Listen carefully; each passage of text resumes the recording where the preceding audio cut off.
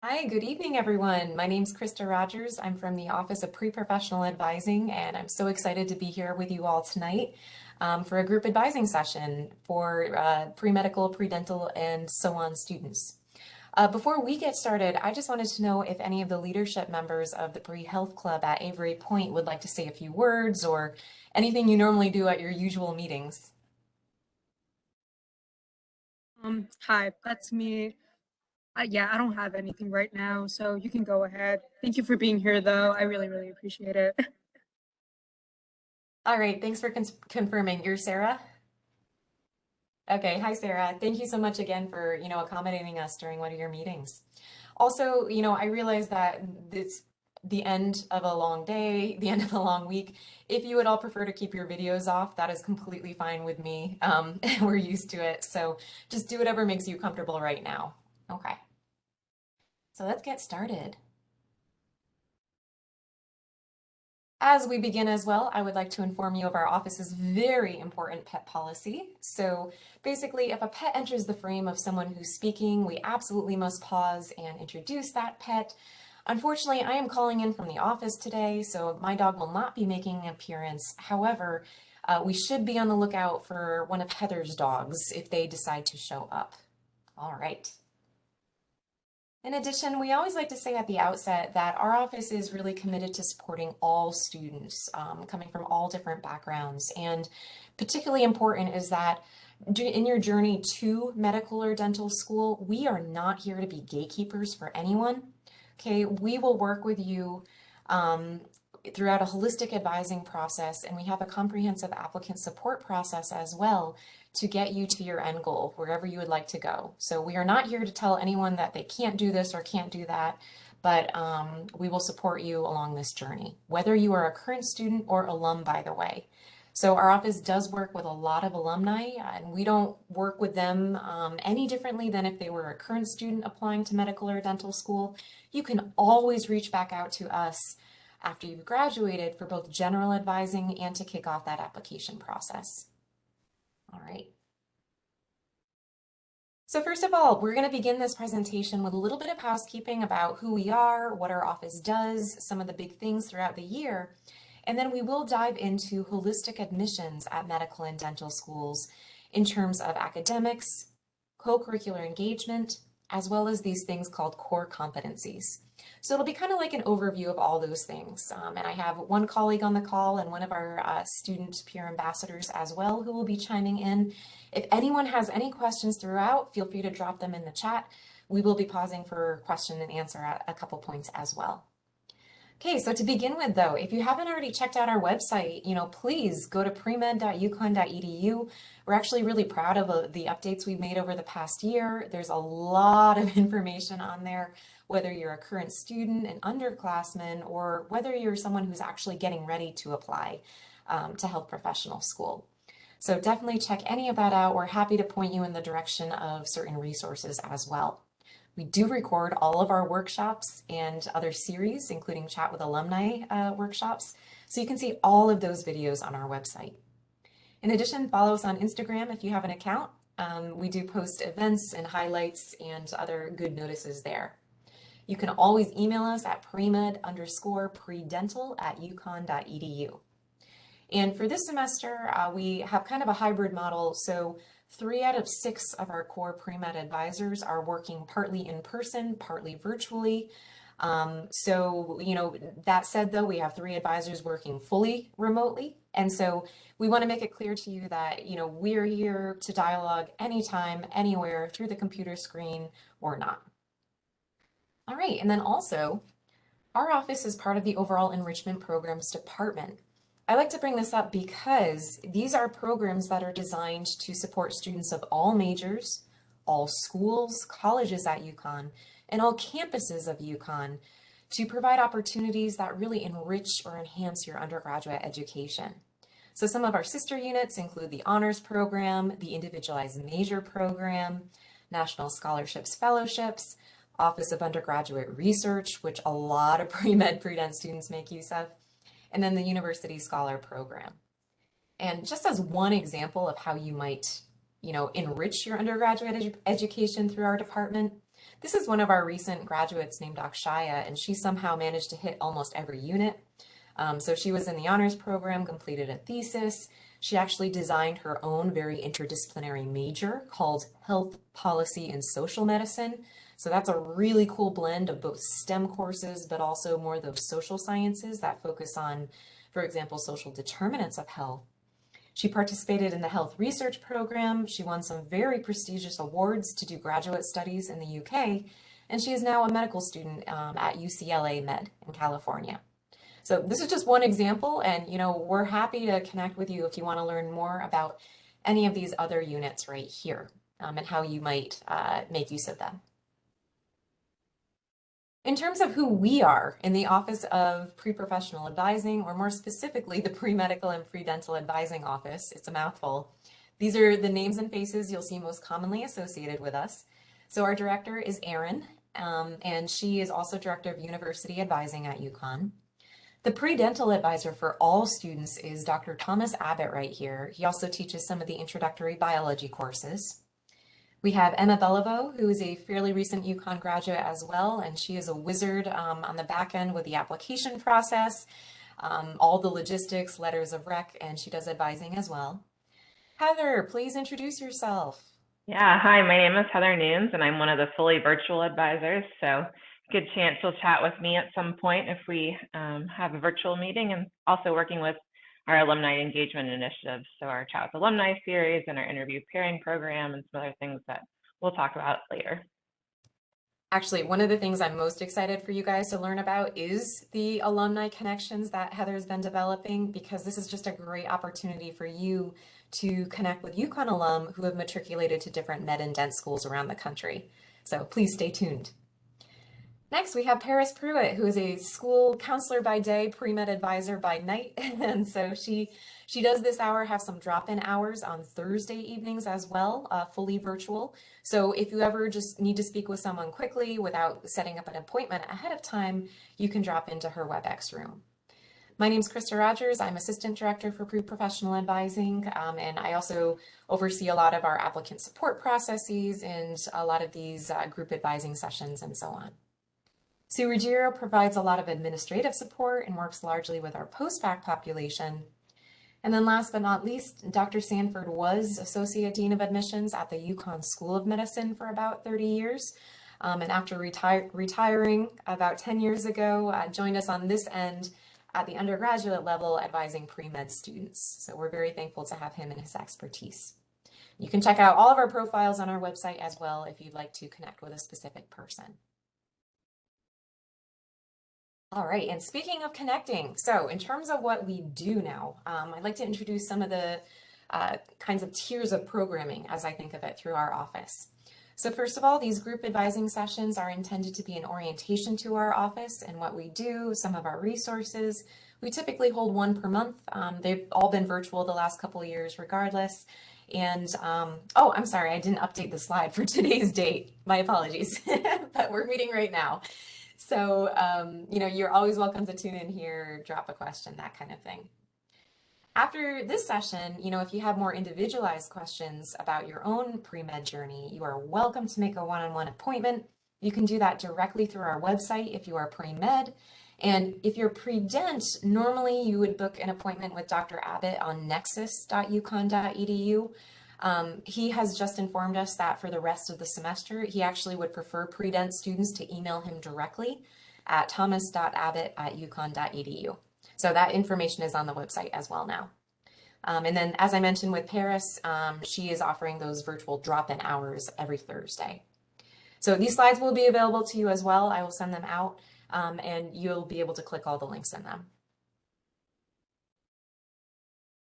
All right, I'm also really excited to announce that this academic year, we also welcomed our inaugural cohort of Health Professions Peer Ambassadors, or HPPAs, until we find a perhaps snazzier title. That's a work in progress. So we have 6 of them from all different major plans of study. Really excited, 3 of them transferred from regional campuses to the Storrs campus, and so they are very familiar with that experience and would love to chat with you just about what it means to be pre-med at UConn, maybe how to get involved co-curricularly, how to make connections with professors, all that good stuff. And today we have one of them on the call with us. So Aisha, can I put you on the spot and ask you to introduce yourself? Yeah, hi everyone. My name's Aisha Acevedo. I'm a junior. My major is molecular and cell biology. I am one of the health professionals peer ambassadors. Sorry, but I also work at the rec, and I'm also currently a personal care assistant. So if you guys have questions about anything else on campus, you can ask me. Yeah, so you can connect anywhere. I actually connected last week at the rec with a bio professor, so you can network anywhere. Nice. That actually reminds me because the pre-law advisor always makes her connections at the gym, actually. She invites all of our guest speakers at the gym. So the peer ambassadors, by the way, they do have weekly like one-on-one mentoring hours, which including virtual ones. You're welcome to drop in and you can see the individual hours on our website, clicking on each of their profiles. We also have a blog that every week someone posts a new entry, so please check that out. Or there's just an ask a question form. You know, if you just want to converse over email or that kind of thing towards a specific person, you are welcome to do that. Some other odds and ends just to be aware of. So if you are not already on our pre-med pre-dent emailing list, please get on that. All you have to do is email premed_predental@uconn.edu. This is really our official channel of staying in touch with students. And this is where we distribute all the good, cool events, opportunities, student orgs, oftentimes job positions, as well as the application cycle information. So it's just really critical that we all stay on the same page through this channel. So if you take anything away from today, please just get on the emailing list. In addition, just to put it on your radar, so you know it exists, you know, we do offer an MCAT review course every spring semester through our office. That is typically spread over 10 to 11 weeks and has been fully virtual the last 2 years. So this is just one resource depending on, you know, what you have coming up in the pipeline. A lot of students like it just to have that structure on a regular basis, and then you also have access to full-length practice tests. Lastly, I do want to just mention that we also kind of help run the pre-medical and health professions post-bac program. So a post-bac program is intended for students who have already received their bachelor's degree, but for whatever reason just want to really enhance their academics a bit before applying to medical or dental school. So usually that means two kinds of populations, maybe one, students who want to enhance their undergraduate GPAs a little bit more by either retaking certain courses or enhancing with additional upper level STEM coursework. And then B, students who decided a bit later in their undergraduate career that they want to go on a pre-med or pre-dent route. Oh, hello. Hello, hello. So just to let you know, this does exist. It's a 1 or 2 year certificate program, depending what track you're on. And, you know, you do not need to apply to medical or dental school right after graduation. That's going to be a common thing we talk about today. In terms of other just programming that we offer, so in the fall semester, typically we have these Husky Health Foundations workshops. So just real topics that are really critical to understand at the outset about being a pre-health professional student. These are the 3 we had this past fall. You can check out all of those videos on our website as well if you're interested. So especially important things like developing that co-curricular engagement, competencies, being able to articulate your strengths in terms of competencies and transferable skills. And then lastly, just doing some intentional exploration of different healthcare professions so you understand the role of each person in the team. Our workshops during the spring semester are typically geared towards elements of the application process. So this kicks off every year with a really big application orientation session. And so far this semester, we've also had workshops geared towards letters of rec, as well as personal statements just last week. So that one was really great. We had a couple admissions folks, including from the UConn School of Medicine on the call, just talking about what they find the most impactful personal statements contain and so on. I'm going to turn this over to Heather to talk a bit about our series here. Yeah, so this is our Chat with Alumni series that we've been working on So we bring back some alumni that are currently in med school for the most part and talk about a couple different topics. And so in the past, we've done, talking about DO schools, really how to build your school list and what schools to apply to. And then just last night, we did one on mental health and medicine in partnership with Medical Minds Matter, and just have some really great talks. The alumni often kind of leave their emails at the end and, encourage you to reach out for chats and networking. So just some great tips, and these are all recorded as well and added to the website too. We typically have about 3 of those events per semester. So I think we've probably wrapped up for this semester, but be on the lookout for the fall, what kinds of topics there will be. These are just a couple other examples of past events. So we did have a representation in healthcare event last spring, specifically focused on Black males in medicine. That was paired with a documentary screening of Black men in white coats. So that was one we were really excited about. And then on the right is a flyer from our interviewing workshops last summer. And as you can see, we also had 2 different alumni panels for that one. So the alumni are just so amazing and they have so much insight and a wealth of expertise. All right, so now let's shift gears a little bit and start talking about holistic admissions when it comes to medical and dental school. These are 2 official definitions, one from the Association of American Medical Colleges, the AAMC, and the other from the American Dental Education Association. So take a few seconds, just go ahead and read these.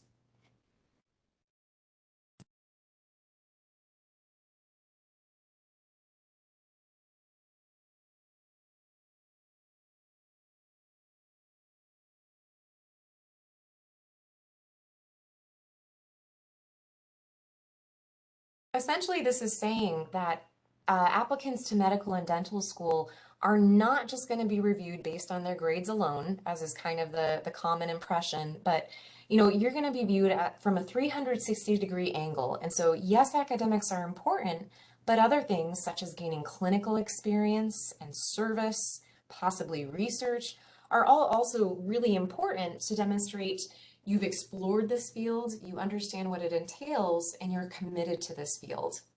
So we're going to talk about some of these big areas, beginning with academics, then co-curricular engagement, and then core competencies, kind of all these different branches of this process.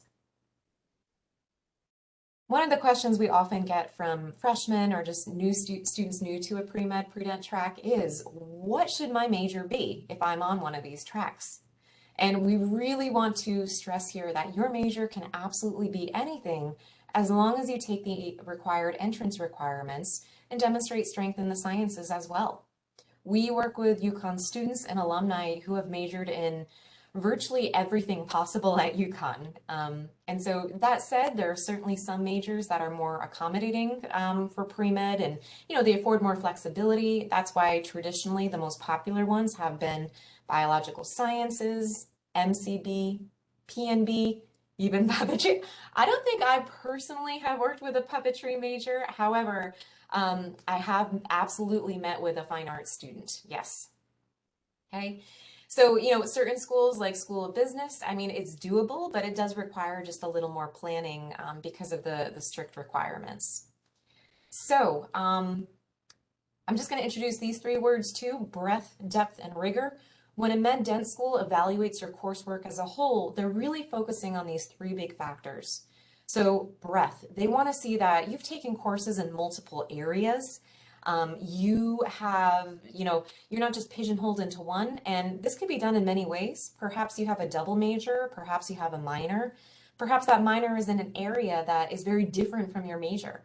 So if you're a STEM major, maybe you do have like a humanities or social science minor or a language or something like that.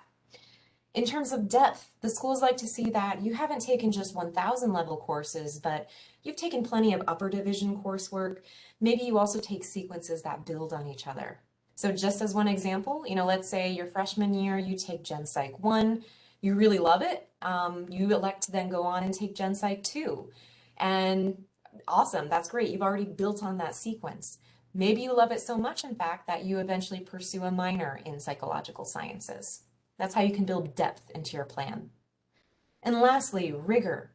So this means that, given the choice between maybe two similar offerings, you elect to take the more rigorous one and really challenge yourself, demonstrate that, hey, I am definitely going to be able to handle the rigor of a medical or dental school curriculum.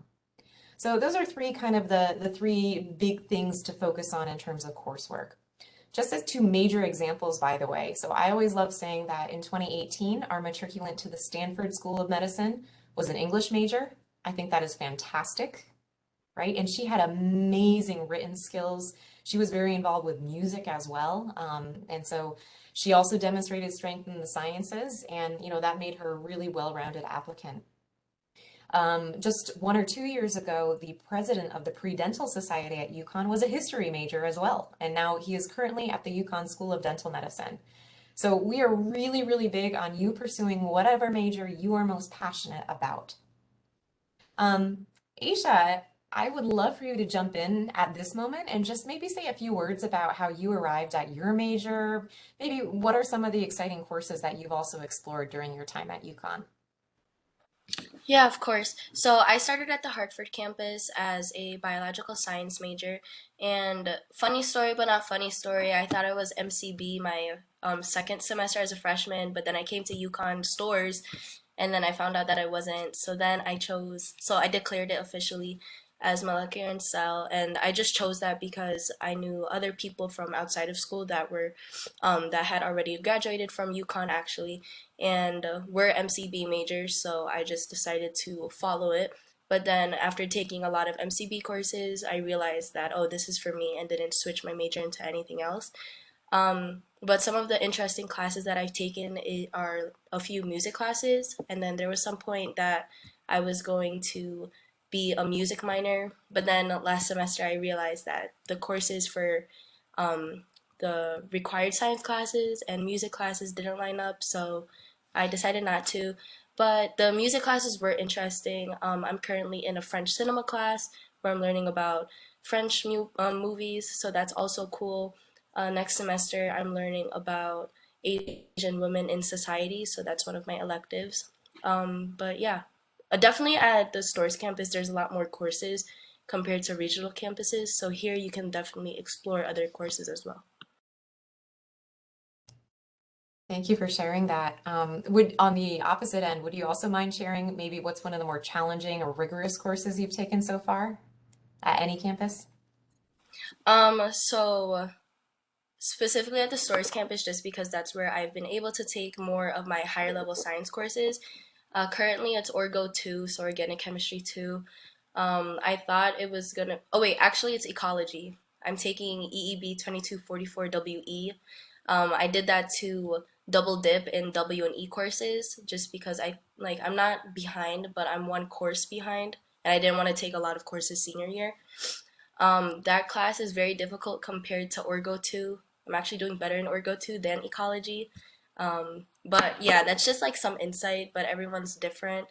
Um, Biochem, I thought it was going to be a bit harder, but it's not as hard. So as long as you know people within the course as well, like take the class with your friends, it doesn't make it as difficult or scary as it seems. That's a great consideration. And, this is exactly the kind of stuff our HPPAs would love to chat with you about. Just, what courses they've taken, specific sections, that kind of thing. So please do not hesitate to, drop in and chat with one of our peer ambassadors. At this point, I think I'm just going to hop onto our website for one sec.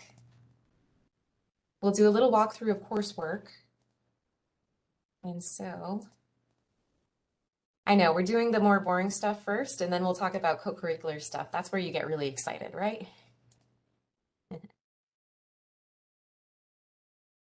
Okay, could I just get a thumbs up? You can see the website? Awesome, thank you. This is our website right here, and so you can see it's largely organized by these three ideas: explore, prepare, apply. So under the prepare tab, you can find our recommended list of prereqs for med and dent school.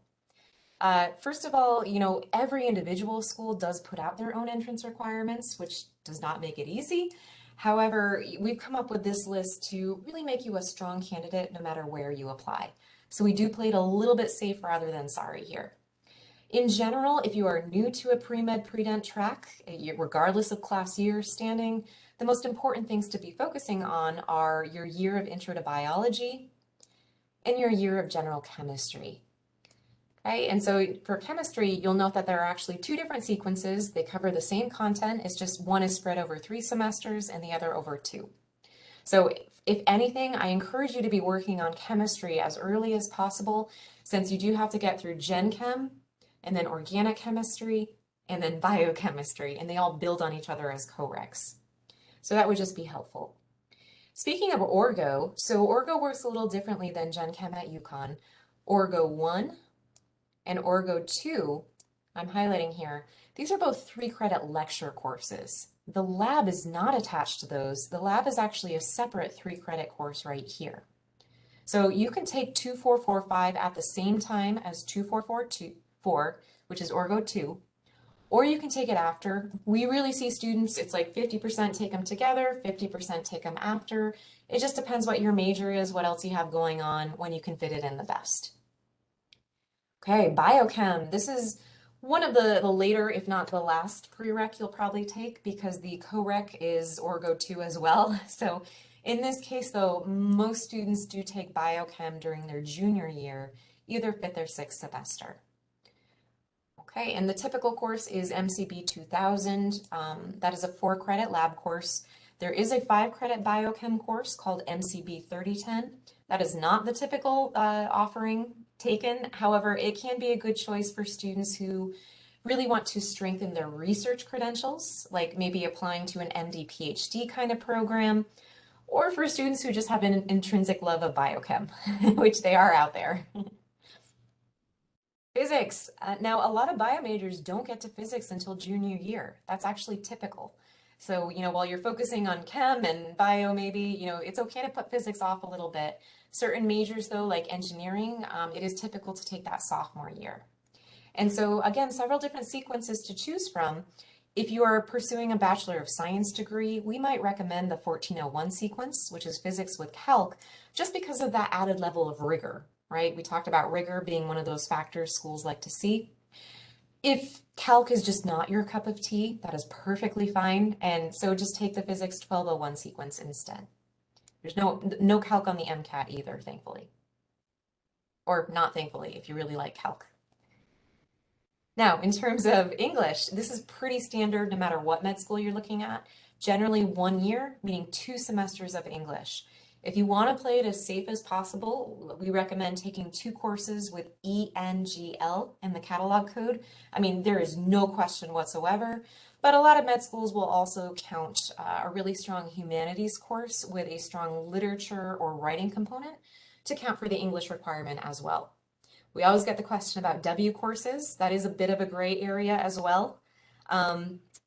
Because the schools by English, they really mean more of a humanities course, not like an MCB course with a W.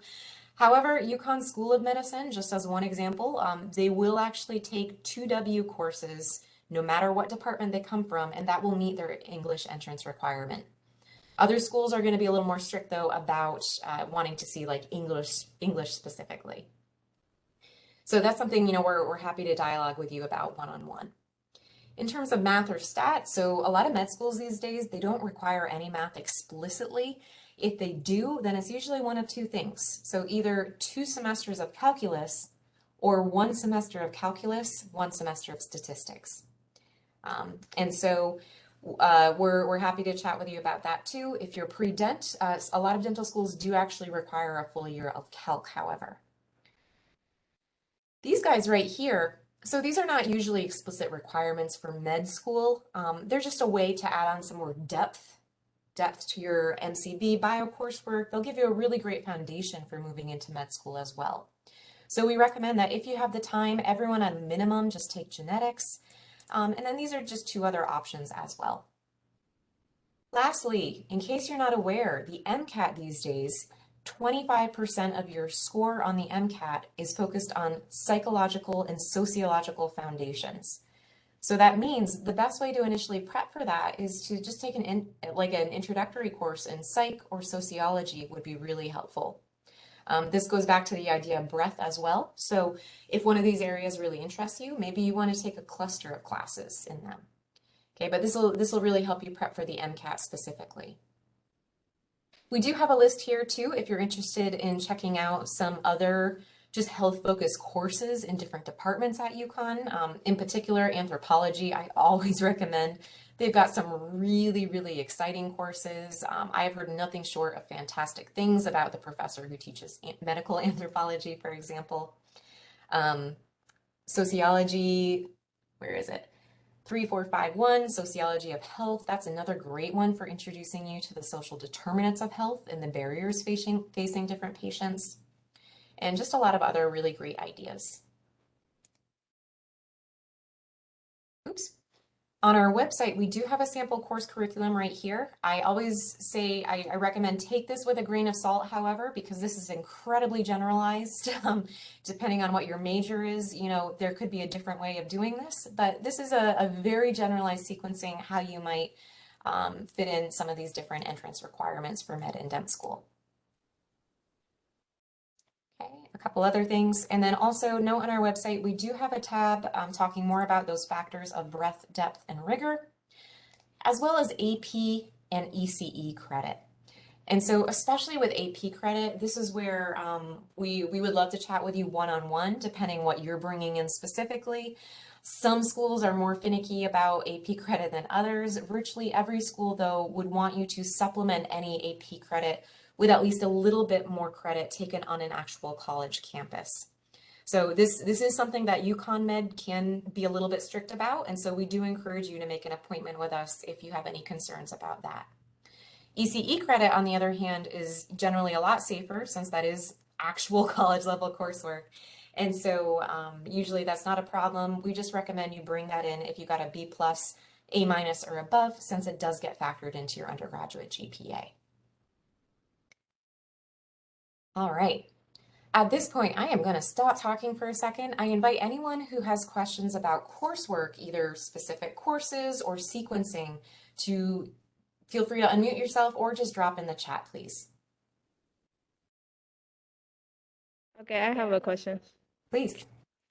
All right, so for dental school, I know other school than UConn, they require either stats or calculus. Mhm. How, like when I'm applying, what am I looking for? Like how many school that would want calculus? Because I We took do, stats right now, so. yeah, we do actually advise all pre-dent students at UConn to take that full year of calculus just to play it as safe as possible regardless. We just don't want you to be in a situation where you're limited down the road if there's a school that you end up falling in love with and then, you know, you can't even apply there. Okay, thank you. So I would recommend math 1131 and then 1132, definitely. I also have a question about PNBs, like specifically anatomy and physiology. Yep. So, like today I just enrolled into my classes and I was trying to decide between like the regular human, like 2264 and 65 versus 2274 and 75. I know it comes back to like the rigor thing, but besides that, like which one would you recommend to take when it comes to like preparing for med school? Thank you for that question. Honestly, either of those is perfectly fine to take because they're both a bonus essentially. You might have noticed going over that coursework chart, PNB is not listed on that at all. PNB is not a formal entrance requirement for med school, as weird as that sounds. It is for some other pre-health professional tracks. So pre-PA students, for example, are absolutely required to take a full year of anatomy physiology. The medical schools, they basically say, and dental schools, they basically say, you're going to be studying this your first year here, and we're going to teach it better than anyone else. So just don't even worry about it. That said, you know, certainly by taking it in college, you're setting yourself up to have a really good foundation moving into that professional study. There is a little bit of physiology on the MCAT as well, but that's the kind of thing that you're going to be good whether you're in 2264 sequence or 2274 sequence. You know, just make sure you're double checking if this is any kind of major or minor requirement, because certain bio majors, for example, they would require the 2274 sequence, the enhanced one. Okay, thank you so much. Hey, when it so if we want to make an appointment, do we do that through Nexus or do we do that? Did we, it looks like someone dropped the link. If you're pre-med, then you can just click the link in the chat. It looks like from 5:14 p.m. And we have an appointment request form. Do you see that one? Yeah, I see it. Okay, awesome. Someone dropped it again too. Oh, thank you. Heather, did you drop that in there too, though, about the 7475 helping with the MCAT?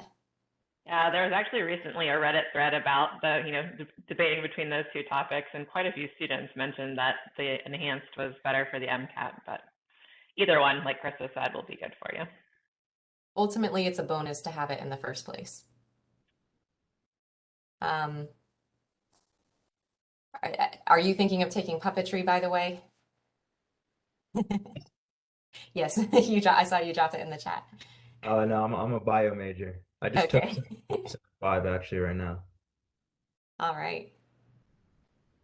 Do you recommend that we apply to be pre-med or does it not matter? Well, actually at UConn, there's no formal application to be pre-med. There's no box in PeopleSoft student admin that you have to check. So really our official, unofficial way of knowing you are pre-med or pre-dent is just to join our emailing list. And you can do that, just email us at premed_predental@uconn.edu. Say, I would like to be added to the emailing list, and then you can choose to meet with us however often or however not often you'd like. Some students like to check in every semester just to make sure things are on track. We do love it when you come with really specific questions too.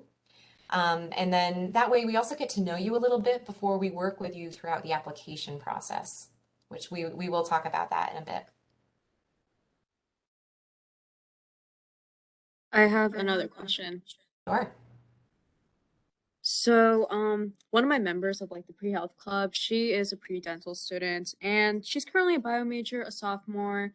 She is interested in changing her major to sociology though, like as a pre-dental student. And she was wondering like if that's, doable. Usually, any major within CLAS, the College of Liberal Arts and Sciences, actually offers a pretty good deal of flexibility for double majoring. I'm guessing there wouldn't be a lot of overlap between bio and sociology to begin with, because she would still have to take, her dental school entrance requirements. But I think it's absolutely doable, as in order to apply. It just might take some careful planning, but I think she would still have enough time as a sophomore, especially. Um, I have yeah. one more question. So, if my GPA from the range like 3.2 to like 3.5, like what are the chances that I'm gonna get into dental school? We do absolutely have students who are admitted with those stats. And in fact, I would just want to share with you our data page actually, because we've compiled the kinds of academic stats for our UConn applicants to different kinds of schools. Here we go.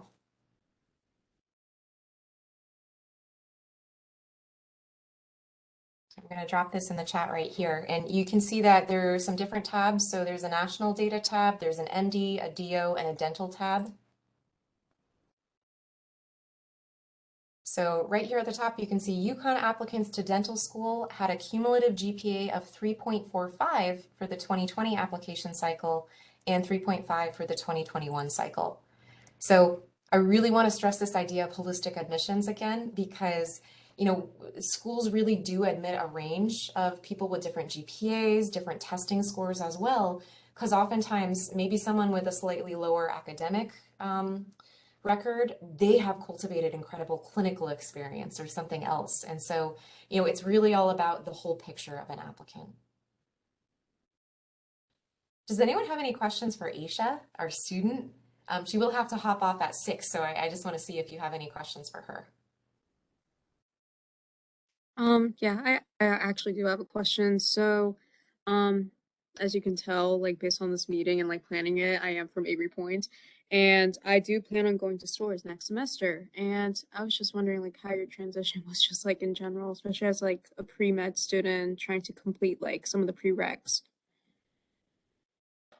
I actually talked about Krista with this like a couple weeks ago, and like a lot last semester, just because my transition was um, unexpected, I'd say. Like, obviously, if you're from a regional campus, you're gonna campus change here, especially if you're like pre-med, pre-dental, because of the higher level courses. But I feel that students don't realize that it's not just you living alone that's different, which I didn't have like an issue with. Like a lot of students won't, but it's the fact that you're going to be taking like 3 to 4 science courses a semester. Although like advisors won't suggest it, sometimes it's just the fact that you have to realize, or your schedule just needs it, that you need to take that amount of science courses at that higher level. Because I know my freshman and sophomore year, I was taking about 3 science classes, and it wasn't that big of a deal per se, but taking like last semester it was Orgo 1, microbiology, and another class, and I just had a hard time, and then I had to withdraw from one of those courses. So I'm taking it next semester. So it's just realizing and accepting that. Um, and also, if you read like the HPPA blogs, I do talk about that. I talk about that there, like the realization of it. Just accepting that like things have to change in your track. So it's just, is that making sense to you? It's been a long day for me too. So like my words are rambling. You're But yeah. you're fine. You're perfectly fine. Thank you so much. It was yeah, you described it beautifully. Thank you. There, I dropped the link in there. Aisha's post was a few weeks ago, if you just scroll down a tiny bit. Um, but this is exactly what, they would love to chat with you about once you do come to stores and, help you navigate things here. It's also a big campus and just kind of an adjustment period in many senses. Oh, I'd also like to add that being able to network with other people, like even if it's simply just finding a job, like I found a job at the pre-med and pre-dental advising office, and I was able to get close with both Krista and Heather last semester. So being able to have someone to just talk to, like even like knock on their door right before I start work and like rant about my day for a little bit, it makes you feel better as a student, and like yeah. So it's just good to network and like step out of your comfort zone too. A lot of great mentoring programs here too, because it's so important to forge these connections with other peers or staff members. I mean, I like to surprise student workers by throwing our stress balls at them, or, you know, what was it last week? Rice crackers or something. So, yeah. All right, I think I'm going to keep moving. Let's dive into another aspect of holistic admissions now. Of course, if you have any more questions, though, just drop them in the chat. We will get to them. So here we go. So when you think about, why you want to be a physician or a dentist, it probably has something, or it hopefully has something to do with you love direct patient care. You love helping patients. You just want to make your life's work serving patients. And so let's talk a little bit about co-curricular engagement, specifically in terms of these areas you see on the screen here. We'll begin with clinical experience, or you might hear it be called medically related experience. Our office likes to further break this into 2 big areas called shadowing and direct patient care experience. I think of them like 2 sides of the same coin. They're both valuable, they're both important for different reasons. Med schools, dent schools would like to see you get something of a mix between both of them, with a couple caveats here. So usually when you're at the outside of this, shadowing is the logical place to start, right? So maybe you shadow a physician, shadow a general dentist. You get some experience seeing the doctor-patient interactions, what you don't like about those. You get the feel for whatever that environment is. And, really just see, can I see myself doing this for the rest of my life? Maybe you get a chance to try out a few different specialties as well, either in, medicine or dental medicine. And so shadowing, however, has been the most difficult thing probably to obtain the past 2 years throughout the pandemic. We strongly just say, if you are not able to get a lot of this right now, don't fixate on that. Everyone's in the same boat nationally. Med schools, dent schools are aware of this. And so in the meantime, there's some other solutions, kind of like virtual shadowing, or, we have heard of some places starting to open up. Definitely, it's probably easiest to arrange, well, if you have any family or friends in healthcare trying to navigate through there. That's not the case for a lot of students, so we recommend just reaching out to your own pediatrician or primary care as a starting point because you do have an established connection with them. I actually was able to do that with both my physician and my dentist recently. Um, and in addition, what did I want to say about shadowing? I'm sorry. Shadowing. Oh, down the road, it is a little bit important that you'll eventually get a letter of rec from someone you've shadowed. Well, it doesn't have to be from someone you've shadowed, but ideally a clinician of sorts who can really vouch for you in that kind of clinical setting as just part of your overall application. So don't get too discouraged though. Like I said, if you can't find shadowing currently, just something to be on the lookout for, or, try to arrange maybe over a break when you're home, whenever it's most convenient. Now, the other side of this coin is we call it direct patient care experience. And so this is anything where you're taking more of an active role. You either have one-on-one interaction with patients and or you're the one administering the healthcare in some form. There's a lot of different avenues to get this, and just take a minute and think about why this is important for the schools. They want to see that you know what it's like to work directly with patients, that you understand, the good, the bad, the challenges of that, and that you're committed to this career, right? You've tried it out, you know exactly what you're getting into, and you're going to be committed. And so in terms of different avenues, we do have some great resources on our website that you can check out. One route that a lot of students take is getting certified in something. As a full-time undergraduate student, some of the more flexible options might be becoming a certified nursing assistant, an EMT, or a PCA, like what Aisha does. Aisha, do you want to say a few words about that? I actually haven't started yet. I still have to schedule a training time, but I am like working on that. But it seems very interesting. Um, yeah, that's it. Sorry, I can't say anymore. No, but you know exactly who you'll be working with, right? So what are some of the things that you hope to gain from that experience? Yeah, so the person I'm gonna be working with has cerebral palsy, but fortunately enough, like he's able to be very independent. So I'm sorry.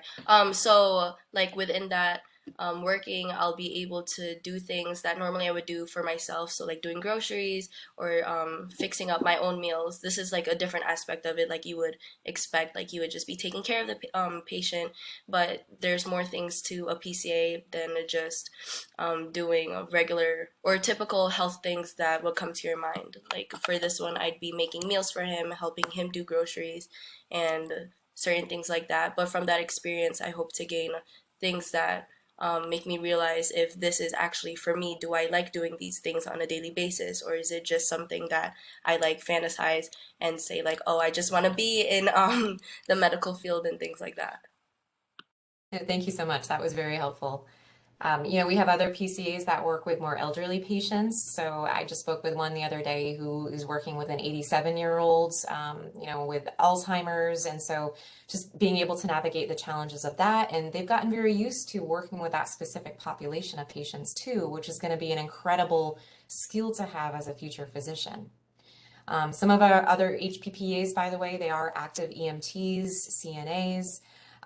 One of them has done both, and she has very strong opinions on, which one was correct for her, and she can tell you the lowdown about the good, the bad. I like to think of it in terms of, what specific skills do you want to develop? Because if you're going to be an EMT, you're not going to really have the interaction with the patient per se, but you will be developing your critical thinking skills, right? Thinking on your feet.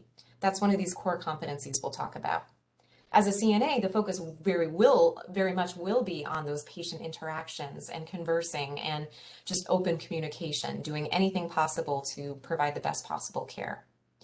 We have other students, by the way, who, especially after they graduate and they take a growth year or two, they might become a medical assistant. So usually those people who greet you in the doctor's office, then they take your vitals for you. That's a really great way to get this. Medical scribing has also just exploded in popularity the last few years. Have you all heard of medical scribing? Ooh, I got a I hand. have, and I actually, yeah, that was me. I'm sorry.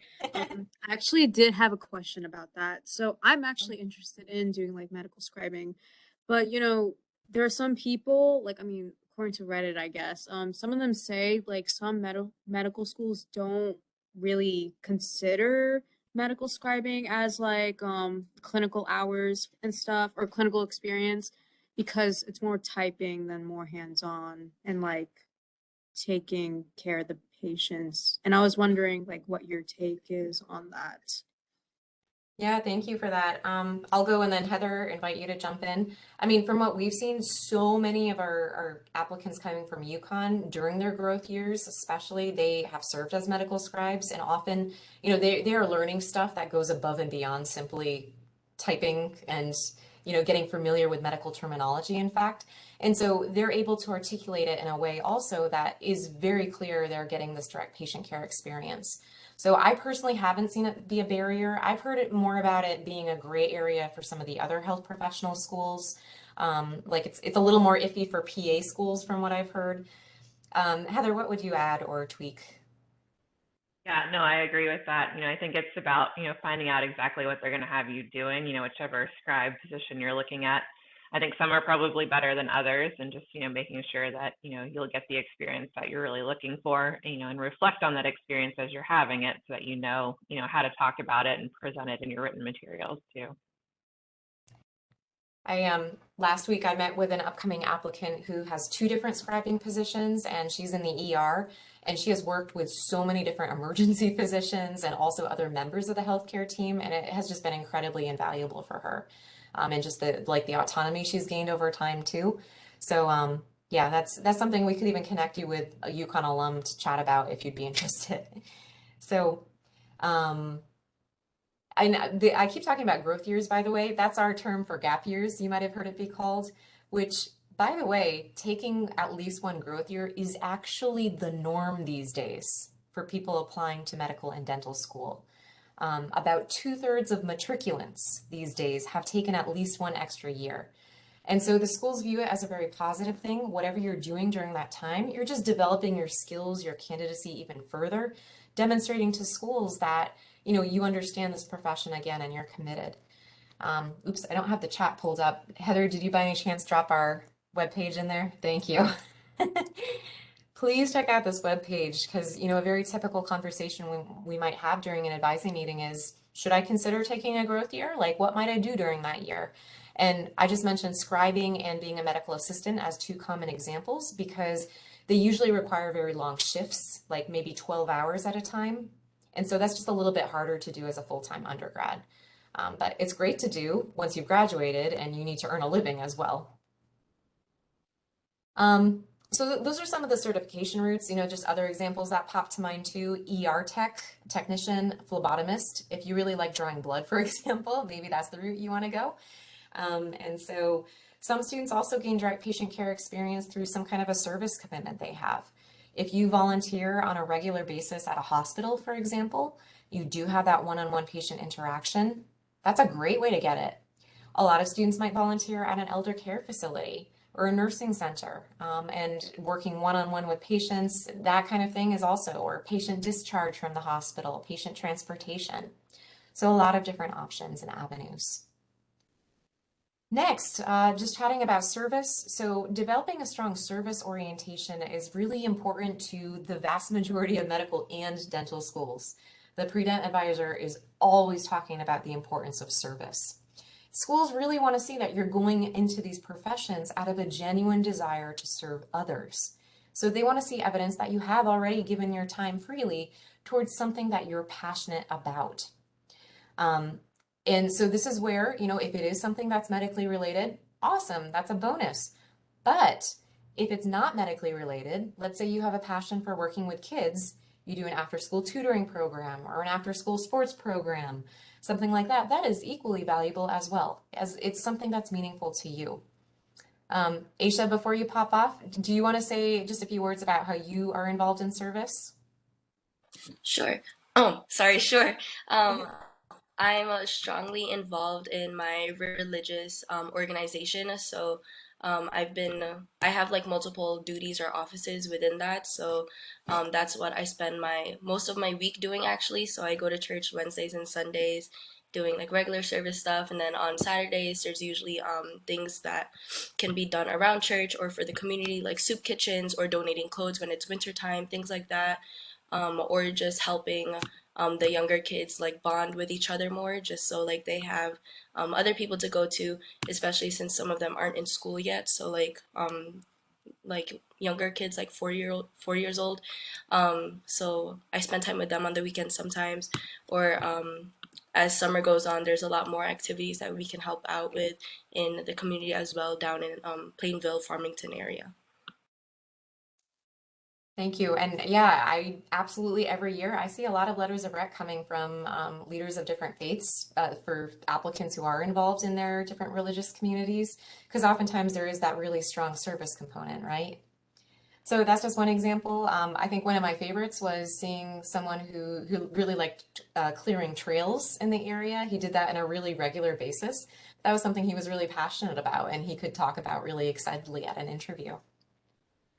All right, so clinical experience, service, both strong, important areas to cultivate. In terms of clinical experience, by the way, we kind of hesitate to, thank you, Aisha, thank you so much. We hesitate to give numbers